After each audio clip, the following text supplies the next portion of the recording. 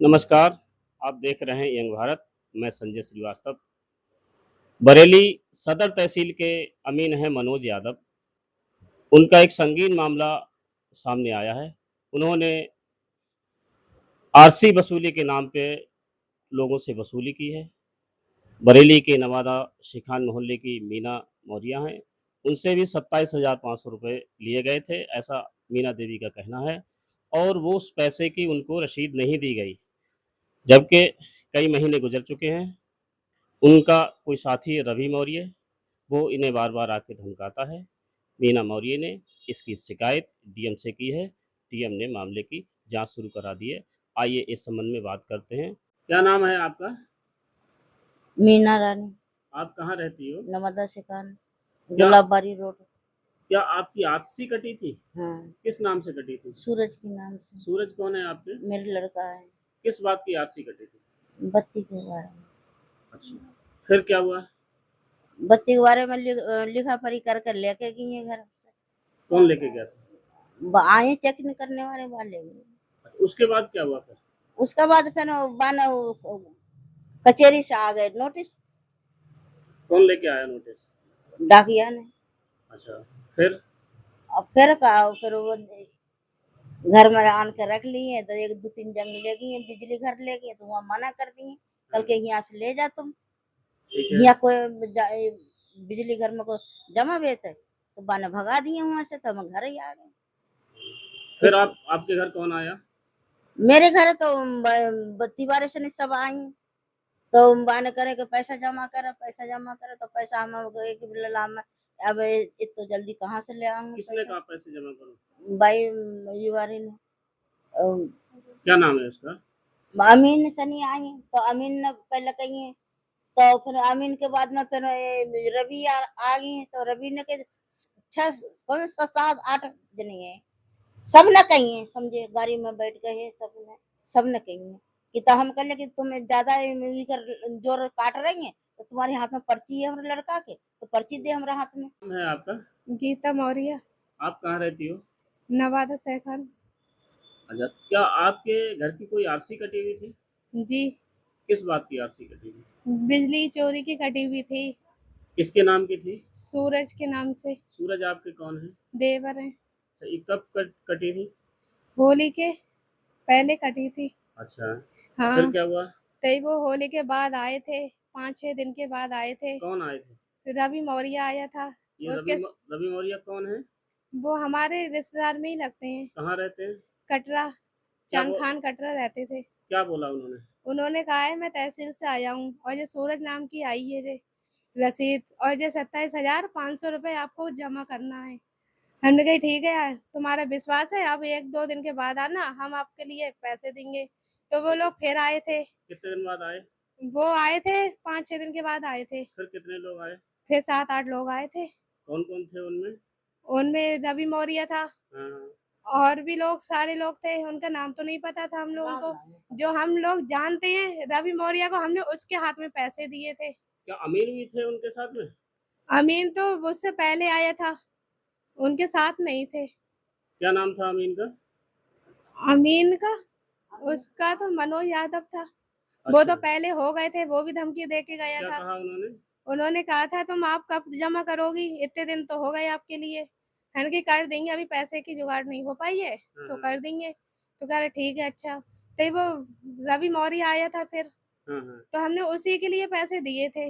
हमने कही लो पैसे दिए हैं, आपके लिए दे रहे हैं, आपका विश्वास है हमारे लिए। कह रहे ठीक है। हमने कही अच्छा पर्ची कब मिलेगी? कितने पैसे दिए आपने? हमने 27,500 रुपए दिए थे उसके लिए। उसकी कोई पर्ची दी? पर्ची कोई नहीं थी। हमने कही कुछ ना कुछ तो दो आप। तो मुझे कह रहे थे रसीद तभी मिलेगी, 8,000 रुपए और देना है आपके लिए। 8,000 किस बात के? किस बात की? रसीद मिलेगी तभी।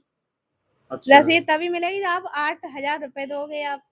तो हमने कही थी वो हमारे हम पे तो है नहीं, हमारे वो जेठ लगते हैं, उनके यहाँ से पैसे मंगवा देंगे। तो वो कहाँ रहते हैं? यानी कि वो कटरा में रहते हैं। कौन है जेठ आपके? हमारे जेठ लगते हैं। क्या नाम है उनका? ओम प्रकाश।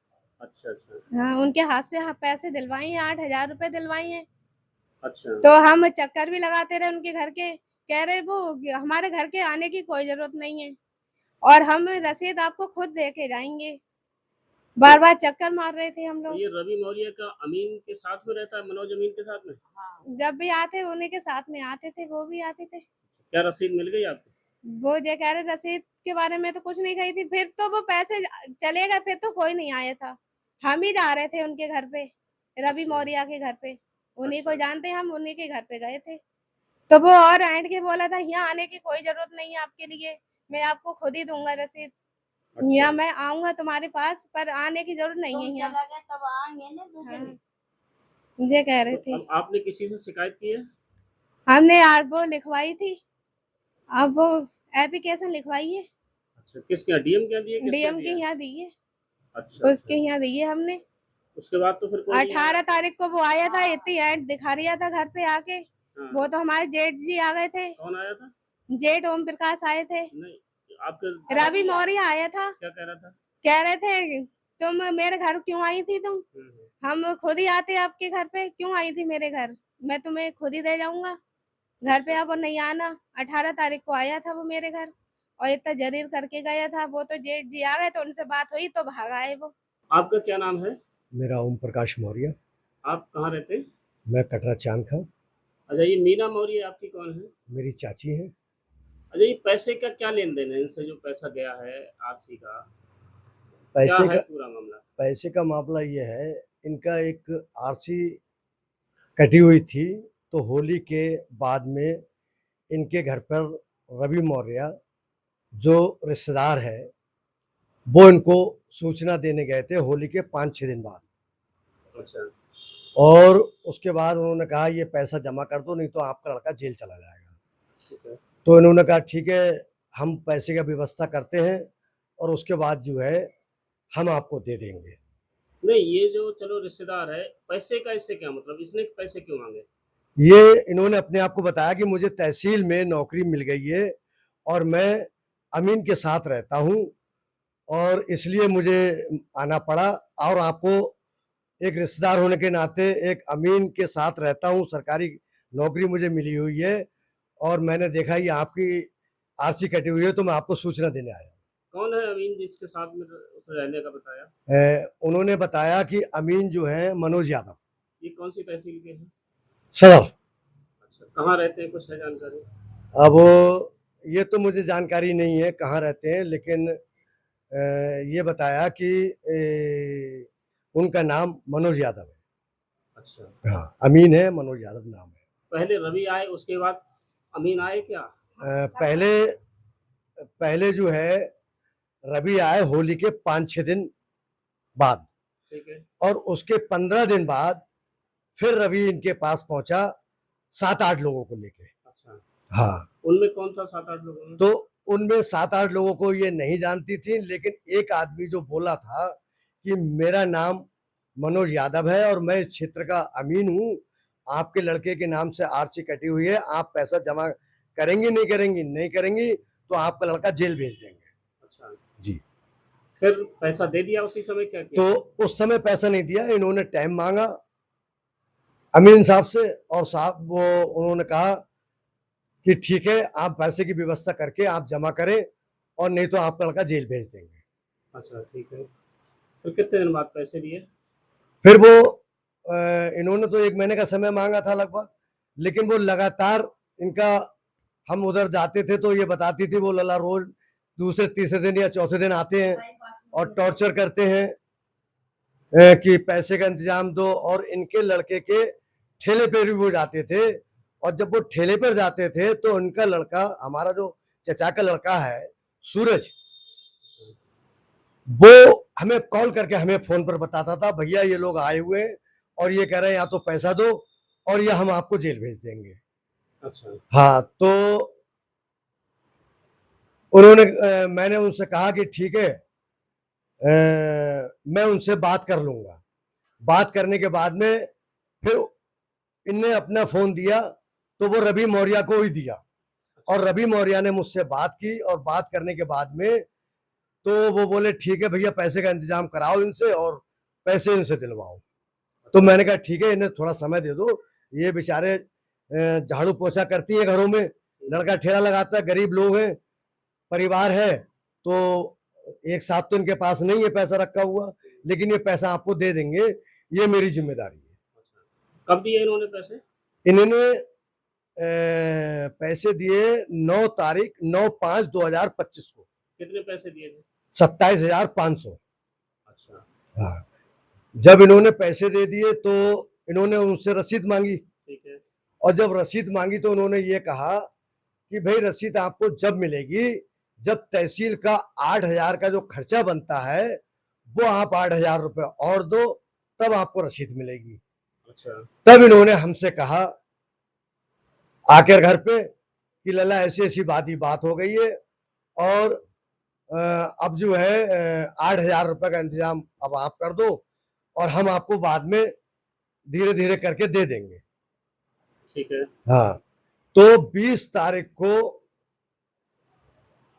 ये लोग ठेले पर गए होंगे या घर पर गए होंगे पहले, उसके बाद ठेले पर गए, और ठेले पे से सूरज का फोन आया मेरे पास। तो उन्होंने कहा कि भैया ये लोग आ गए और ये कह रहे हैं पैसे दो। तो मैंने ये कहा लोग मतलब कौन? तहसील से, अच्छा, तहसील से जो लोग आए हुए हैं, और ये कह रहे हैं पैसे दो। तो मैंने कहा मेरी बात करा दो, कौन है? तो उन्होंने फिर उससे सूरज ने मेरी बात रवि मौर्य से कराई, जो कि रिश्तेदार है। तो मैंने उनसे कहा यार आपको कह दिया यार, गरीब आदमी है वो, 27,500 रुपये जब आप उन्होंने आपको दे दिए आइजन में, तो अब इतनी आफत कहाँ की आ रही? बोले नहीं भैया हमारे ऊपर प्रेशर है और ये पैसा आज ही देना होगा। तो हमने कहा ठीक है आप हमारे घर आ जाओ और हमसे ले जाओ। फिर वो लोग मेरे घर पर लगभग 5 बजे आए, शाम के टाइम में 5 बजे। कितने लोग आए? करीब 7-8 लोग थे, 6-7 लोग या 8 लोग थे करीब। उनमें से किसी को जानते थे आप? मैं केवल रवि मौर्य को जानता हूँ, और जब वो यहाँ आए तो उन्होंने परिचय कराया कि ये लोग, ये सामने बैठे हुए हैं आपके, ये मनोज यादव है, और उन्होंने भी अपना नाम बताया, मेरा नाम मनोज यादव है, मैं यहाँ का अमीन हूँ। अच्छा, जी, और मैंने अपने हाथ से, उन्होंने कहा ठीक है आप इन्हें 8,000 रुपये दीजिए और केस फाइनल कीजिए। मैंने कहा ठीक है। मैंने 8,000 रुपये गिन के रवि मौर्य को हाथ में दिए, जिससे कि वो रिश्तेदार थे, हम उनसे कल को कह सके। हमें उन्हें तो पता नहीं जो उनके साथ आए वो कहाँ रहते हैं, उनका क्या नाम है, वो सही बोल रहे हैं या झूठ बोल रहे हैं, हमें इसके बारे में जानकारी नहीं। अच्छा, जी फिर क्या हुआ? क्या रसीद मिली? नहीं साहब, ये बराबर उनके रवि मौर्य के घर जाती रही रसीद। 20 तारीख के बाद कई बार ये रवि मौर्य घर गई, कोई बात नहीं, उन्होंने रसीद नहीं दी। मनोज यादव सदर तहसील के एक चर्चित अमीन हैं। बताया जाता है कि ये अपने साथ प्राइवेट लोगों को साथ लेके चलते थे। जो इनके साथ चलने वाले थे प्राइवेट लोग, वो जिन लोगों की आरसी कटी होती थी उनको धमकाते थे, उन धमका के वसूली करते थे। मीना देवी का कहना भी है कि उनके घर 7-8 लोग आए थे, जिनमें मनोज यादव भी थे और नवादा सेखान का रवि मौर्य भी था। आपको ये बता दें कि एक और चर्चित मामले में भी मनोज यादव का नाम सामने आया था। बरेली के कर्मचारी नगर में एक सेक्स रैकेट पकड़ा गया था। ये सेक्स रैकेट मनोज यादव के घर में चल रहा था, जिसमें बरेली पुलिस ने मनोज यादव को गिरफ्तार करके जेल भी भेजा था। उनके खिलाफ मुकदमा भी लिखा गया था। अगर इस मामले की पुलिस ठीक से जांच करे, प्रशासन ठीक से जांच करे, तो मनोज यादव का बहुत बड़ा खुलासा हो सकता है। कैमरामैन विवेक मिश्रा के साथ मैं संजय श्रीवास्तव, यंग भारत न्यूज़, बरेली।